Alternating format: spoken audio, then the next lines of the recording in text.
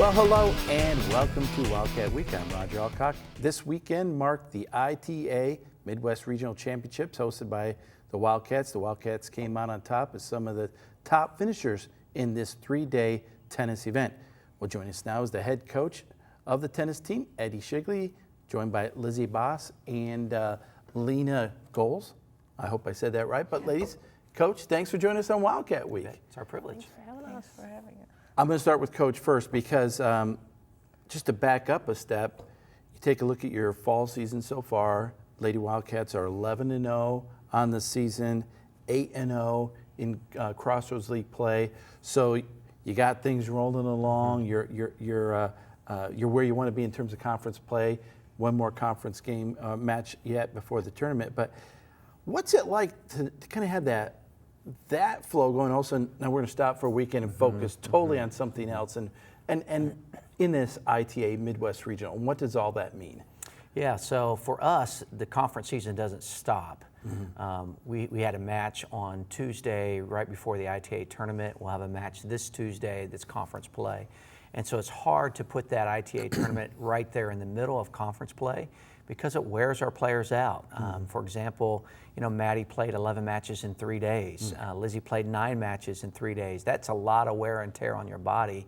And to come back with conference play on Tuesday against Spring Arbor, which we hopefully can clinch the conference title, regular season title. You mentioned Lizzie, so I'll start with you, Liz. You've won the ITA 2 previous seasons, and so you know kind of what that grind is like. This year, you qualified for the ITA Nationals. That'll be down in Georgia in the doubles action, but 2-time defending champ, now the doubles champ. It is a grind, isn't it? It's pretty, but it's an exciting time too. Yeah, it's definitely exciting. But yeah, ITAs, it's a grind. If you're in the finals of both singles and doubles, that's 11 matches over 3 days. I think you kind of get to the point where if you're making it that far in the tournament, it's just like your adrenaline is carrying you through and you just forget how tired you are. But yeah, it's definitely a grind. It's pretty incredible for whoever can do it and makes it through without, feeling sick or being injured. But yeah, it's a fun tournament. Okay, now Lena, you had the unique experience. This year you were the singles champ, but along the way, you had to beat 2 of your own teammates. It's kind of like an individual thing. What's it like having to take on your own teammates, though, in this kind of tournament? It's a really weird atmosphere. Like, all the other teammates are watching, and we try to motivate each other, but not taking one side. So it's pretty quiet, and we don't actually know what everyone's thinking, and we just want to get it over with, kind of. But at the same time, we're having fun and we're fair to each other, so it's just a fun time on the court, and yeah, it was really nice. Coach, as we mentioned, this ITA, it's kind of individuals and teams. They both Lizzie, Lena, and along with Maddie with the doubles, qualify for the ITA Cup, which is down in Rome, Georgia. Right. What is that tournament like down there? It's got to be some phenomenal tennis, I would imagine. It is phenomenal tennis. There are 7 different regions across the United States. So the region winners gets to go, and then the one at-large bid. So it's a tournament of 8 people, 8 doubles teams, and 8 singles players who are vying for the national title. It's intense. It's great tennis. It's just getting there is very difficult to do, and so. We feel good about our top 3 players all being able to represent IWU down at the national tournament. Now, to put it in context of the rest of your schedule, you mentioned you have one more match against Spring Arbor, but then it's on to the conference tournament. Right. So basically, is the ITA Cup, that kind of wraps up your fall portion of your schedule? Yeah, so we have our the tournament, the Crossroads League tournament will be the following week. And then 2 weeks after that is the ITA National ITA Cup down in Rome, Georgia. All right. Well, Coach, we're going to take a look at some what we call B-roll from this last weekend. But now the other thing is we're talking to the ladies today, but this was a guys' tournament as well. Right. So I was going to ask you, Lizzie. I mean, you're busy, you're playing, but you get a time off. Do you go over and watch some of the guys play and cheer on your teammates when they're playing as well? Yeah, definitely. A unique thing I think with Coach taking on both the men's and women's tennis teams is that it's kind of brought the teams together. I'd say our teams are super close, you know.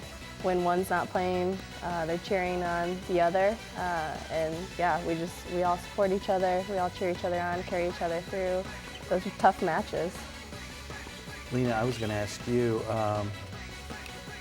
you come all the way from Germany to play tennis at IWU, so been here, about 6-7 months now, I would say, but I got to know, you're over in tennis, living life, doing your thing. How did you hear about IWU, and where was, or what was the thing that you thought, this is a place I want to go to school? So my sister went to Huntington University to play tennis over there. She was their #1 in singles and doubles.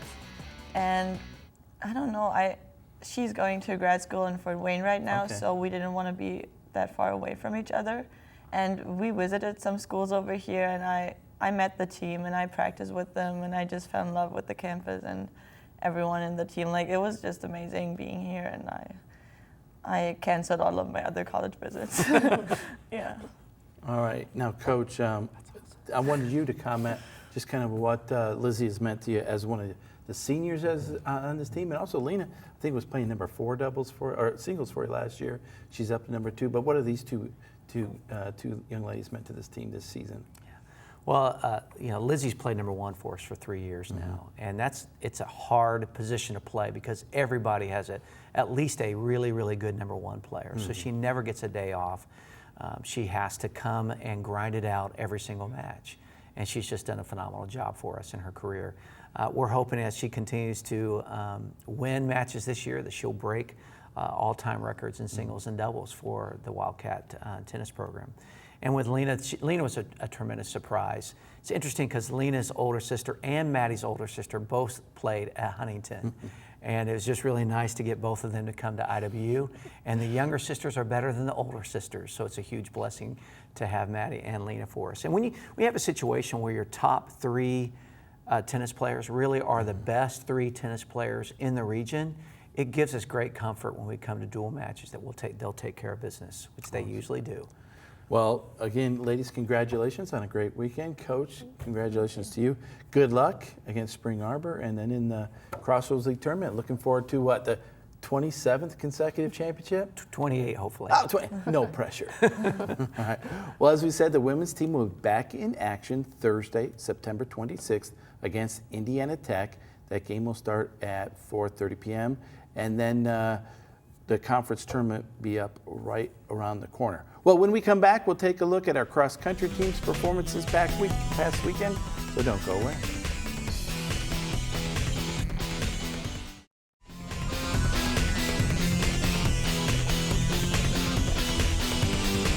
Well, welcome back to Wildcat Week. The men and women's cross-country teams, they had a busy weekend. Their first stop was at the Taylor University Ray Bullock Invitational. Elijah Ratliff followed along to see what it takes to be fast as a Wildcat. The Indiana Wesleyan Wildcats traveled to the Taylor University cross-country course to start off the Ray Bullock Invitational.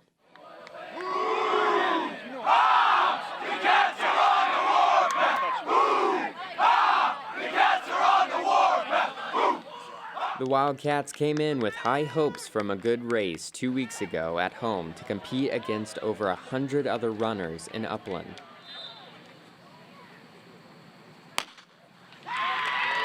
Let's go, Jorge!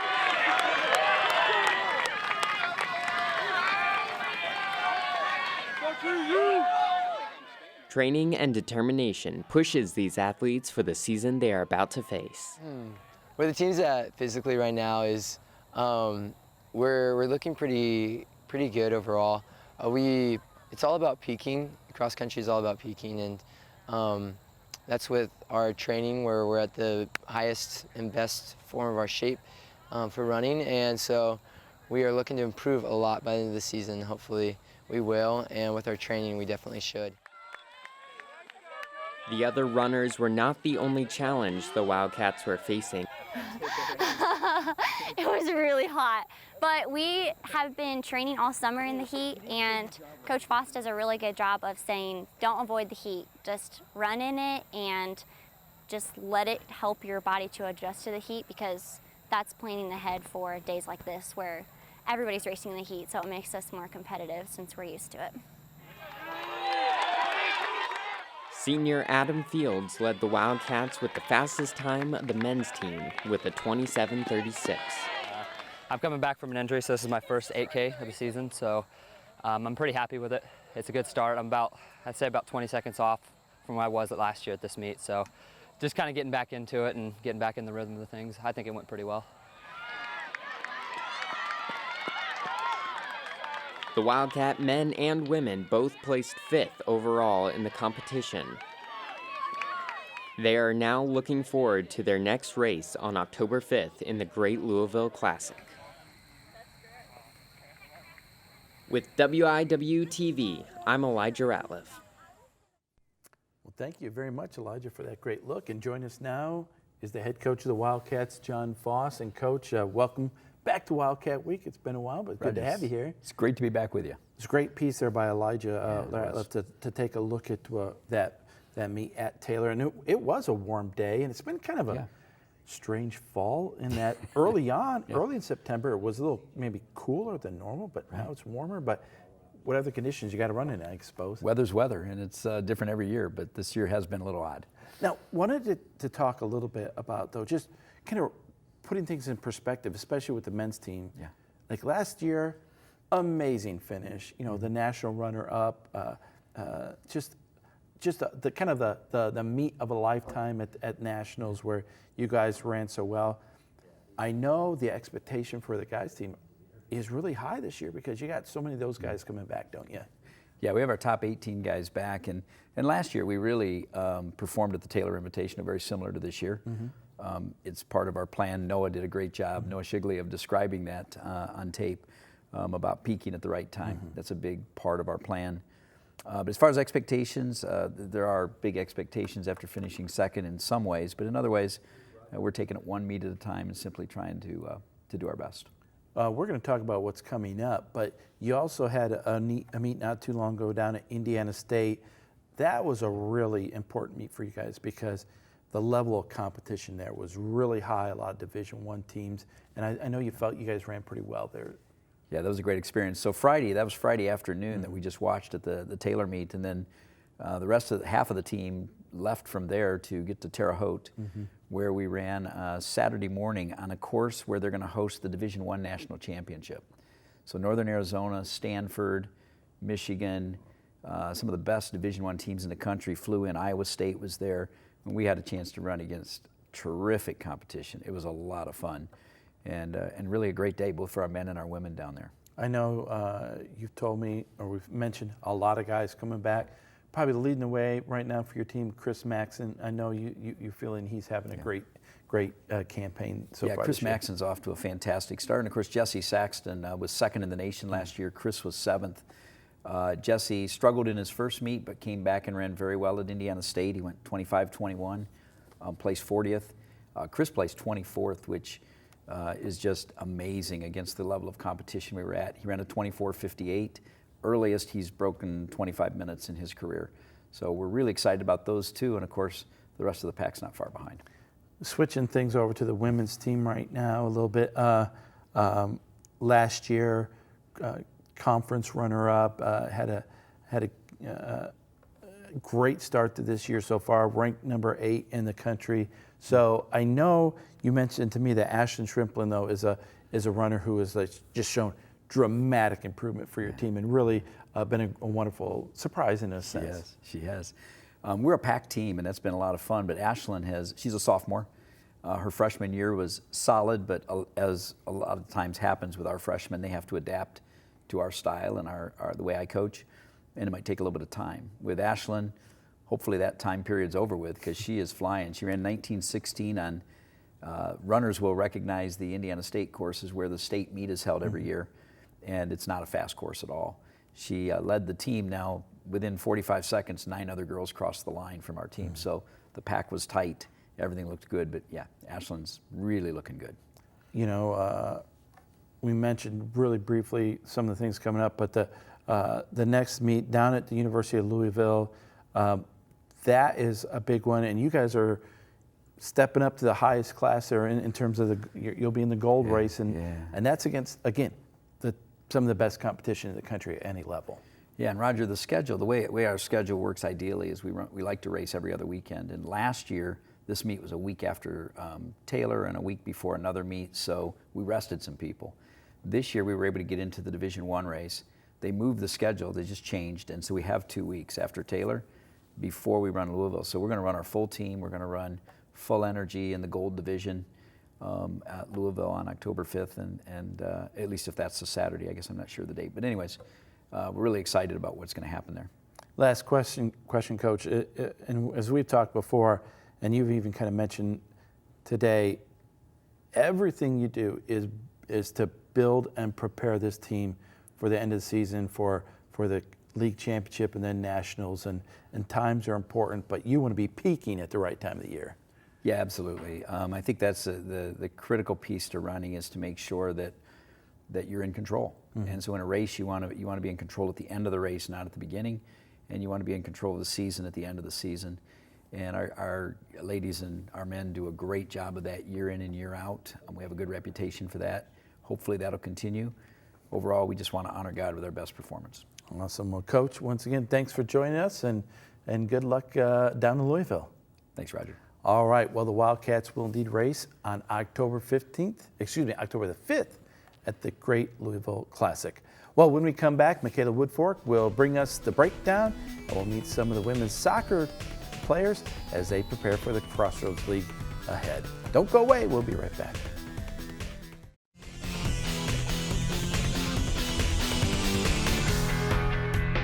Well, welcome back to Wildcat Week. Now we're going to send it over to Mikala Woodfork with this week's breakdown. Thanks, Roger. Well, the women's volleyball team is still on a winning streak. Their last win was against our rival school, Taylor. The Wildcats won all 3 of the games to win the match. The first ended in a score of 25-13, then 25-18, and finally 25-12. The women's tennis team won 2 ITA regional championships over the weekend. Lena Golz won the singles main bracket, and Lizzie Bauss and Maddie Bestmistifer won the doubles main bracket.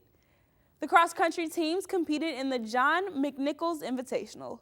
The men's team finished 11th out of 21 teams, and then the women finished 12th out of 21 teams. And finally, the women's soccer team went up against the number 11 school, Vanguard, ending in a 0-0 tie. Sam Castaneda set a new career mark for saves in the game this game by getting a total of 11 saves in 110 minutes. Well, that's all I have for you this week for the breakdown. Back to you, Roger. Well, thank you so much, Mikala. Well, the women's soccer team, well, they've been fighting their way into the Crossroads League action coming up soon. Joining us today is Lexis Garcia and Abby Dykema. Lexis and Abby, welcome to Wildcat Week, and we're going to start off the bat right now. We're going to call you Lexi, is that all right? Yeah, that's fine. All right. Well, Abby, I'm going to start with you. Always like to give people an idea, like when we have student athletes on, just kind of tell us where you're from, what you're studying, and maybe how is it you heard about Indiana Wesleyan and decided to come here? Okay, my name is Abby Dykema. I'm a senior this year. I'm from Holland, Michigan. I play keeper. I'm studying bio-pre-med, and I'm heading to chiropractic school in January. And my best friend's older sister actually played soccer here. Okay. And so me and her came to visit and stayed with her sister and got introduced to the team, got introduced to the coach. And then from there, I was like, all other colleges are going to be comparing to this. I love this place, and I only applied here and ended up here. So that's awesome. Lexi, you came a long ways, didn't you? Yeah, I did. Tell us about your story a little bit, where you're from and how you chose IW. Yeah, I'm from Placentia, California, which is Orange County, right near Disneyland area. I'm a senior. I'm studying criminal justice and psychology. Crazy story how I got here. My high school coach knew, our old coach, which was Tim, and then another former player who was 1 year older than me actually went here as well. And so she was just like, check it out. And then I obviously had my coach being like, yeah, go check it out. Came here, is in Indiana, middle of nowhere, never been here before, but I fell in love with the school. The Lord was really present in my trip here, and I just knew that this is where the Lord wanted me to be. That's awesome. So now, as we talk about this year, it's been a really good year so far. You guys are 7-1-1. Your one loss was on the road at number 6 Lindsey Wilson. You had a tie just last weekend against number 11 Vanguard, a team out of California. So, Abby, I'll start with you. You can't do a whole lot better than that. Obviously, teams would love to be undefeated, but in soccer, that's pretty unrealistic. But you guys are playing really well, aren't you? Yeah, our team this year is really connecting on the field. I think it stems from being really connected off the field, honestly. We're finding the back of the net really well. Our defense has been really solid. We've kept it to 0 at our home field. We love our shutouts at home. And I think we're just taking pride in our play, and we're really just giving all the glory to God and connecting on and off the field, and I think that really shows. I wanted to follow up with you on that. Being a keeper, I mean, obviously you got to be doing your job with that home shutout streak, but it's definitely a team effort, and your defense, like you said, has been playing great. That's got to give you a lot of confidence, though, back there in the nets. Yeah, for sure. Me and Sam both have huge confidence in our back line.